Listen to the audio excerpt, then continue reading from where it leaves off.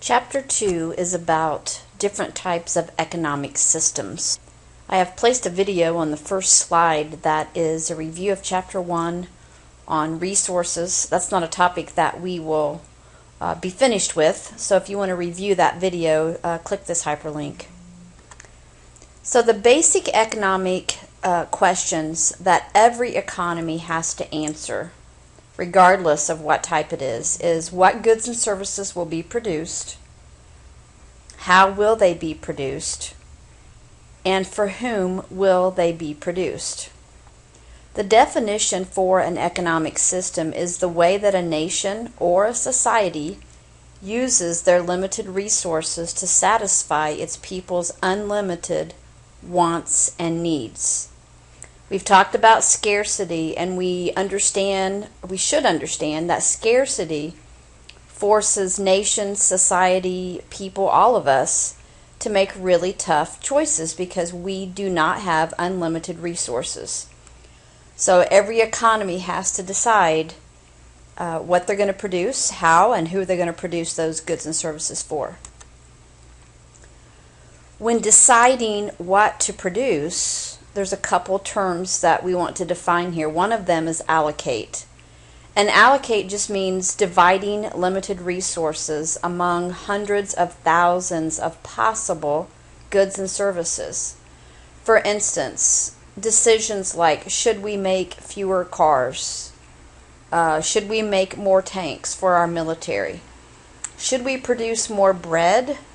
Or should we produce more milk? Those are the questions that each economy has to make on a regular basis that probably you may have never even thought about, those types of choices. And then we also want to define the word efficient or efficiency in an economy. And basically that just means that efficient is using the minimum amount of resources to produce the maximum amount of goods. And we talked about this a little bit the other day in class when I said that every business wants to make the most money, and so each business has to decide, with my limited resources, how can I maximize my profit?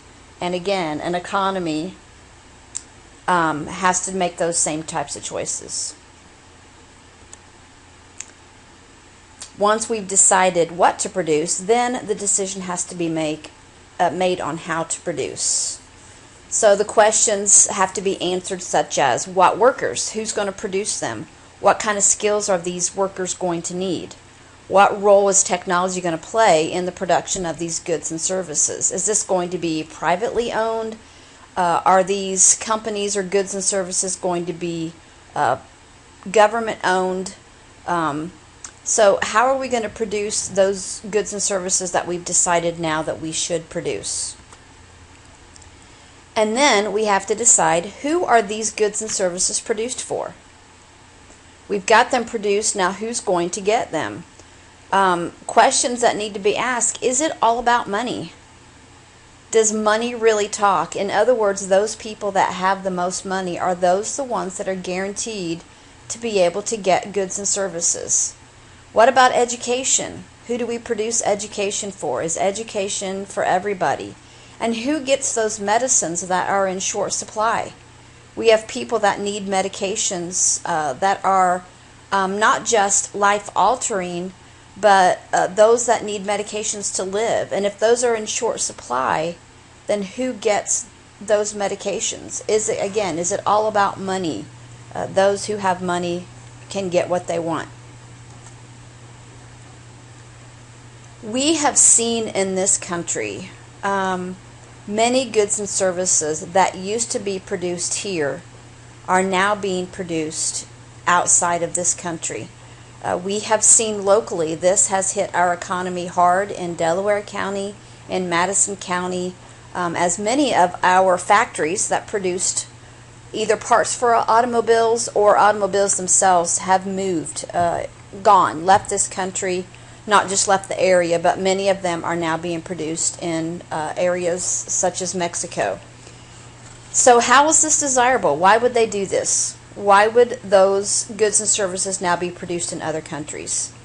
One reason, hopefully that you know, is that they can get cheaper labor there. Another reason is that for some reason we don't have a great work ethic in this country. It seems to have gotten a little bit worse. And so there are other cultures who are known to be better workers and to have a stronger work ethic. So that is how this has been desirable. And remember, we said that the bottom line is a business wants to make the most profit. So if they can be profitable by moving their business and getting cheaper labor, then that's what they're going to do.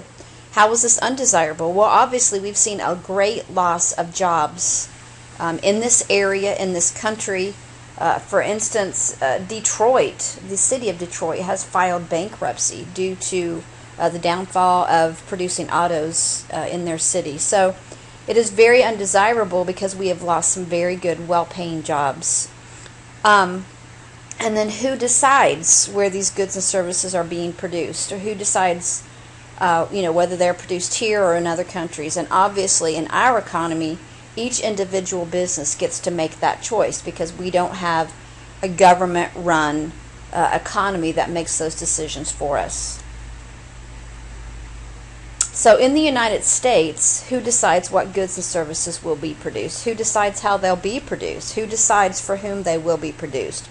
Well, because we are running a mixed economy that leans toward the market side, each individual business gets to make that choice. The government does not come and say to businesses, you must do it this way. They may provide incentives for them to produce here in the United States, but each business gets to decide on their own. And there is a video here that you might want to look at that's hyperlinked that might clarify this a little bit more. I want to talk about the different types of economies that your book covers. One is called a traditional economy. Basically, this is an economy that operates with little or no change over long periods of time. In other words, generations follow generations. If you grew up as a farmer and your father was a farmer, then you are a farmer. If you grew up as someone who was a blacksmith and the father was a blacksmith, then the son would be a blacksmith. It's stable, but there is very little change. There's also very little incentive to do anything innovative, since there's no reward for being creative or taking risks. This is an economy that we don't see a lot. It's not operated in this country. It's probably more what we would consider third world countries and poverty-stricken areas. And if you think about it, what would your future be if we lived in this economy? Because you would follow along your family lines. The next type of economy is a command economy. And this is where the government makes the centralized decisions about production and distribution. What a government does in a command economy is they decide the needs of the people, of the society. They decide as a government which goods and services are going to be produced. They also own and control the factors of production. And they also decide how the products are distributed. So this would be an economy that we do not have here in the United States. No one tells us from the government what we have to do or what we can produce. And the government does not own our factors of production. You might ask, why would a country even run a command economy?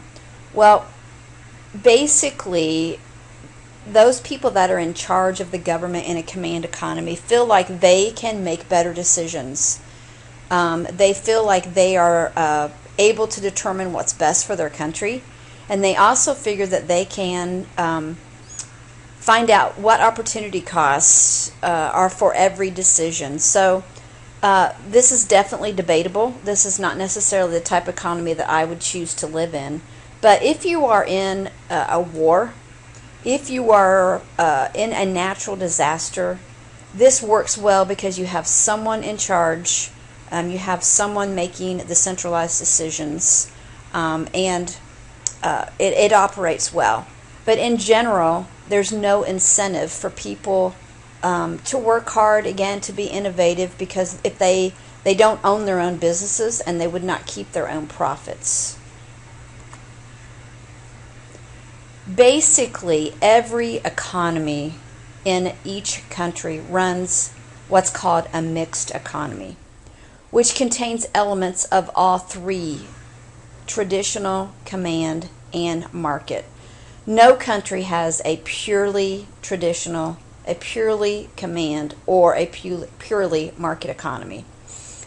Each country that has an economy, which is all of them, runs on a continuum. And a continuum is just a collection of points along a straight line. And if you look at, let's go to this graph right here. If you look at this graph, this is a continuum that shows from a pure command economy, which would be a country like North Korea, to a pure market economy, which would be the United States. Again, none of them are pure, but along a continuum, we would be at the far right, North Korea would be at the far left with a command economy. So again, on the continuum, the nations that would be closest to the command side would be North Korea and Cuba, where the government makes most of the decisions and the individuals have very little say-so. And again, closest to the market side would be United States, and in the middle would be countries like France and United Kingdom.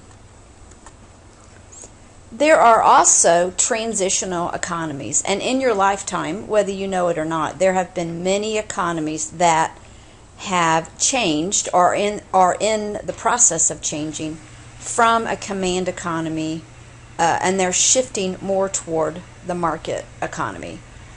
China is one of those countries. By the way, China is one of the fastest growing countries with gross domestic product. They're predicted to take over being the highest gross domestic product nation in the next few years. We'll have to wait and see if that happens. But they have definitely began introducing different aspects of a market economy. And here's a video that's hyperlinked on economic systems. It is rather lengthy, I think 12 or 13 minutes, but it might be worth your while to look through this. It has some notes that goes with it as a review for different types of economies. And we will discuss this more in class. Make sure that you take down any notes or jot down any questions that you might have about these economies in this chapter.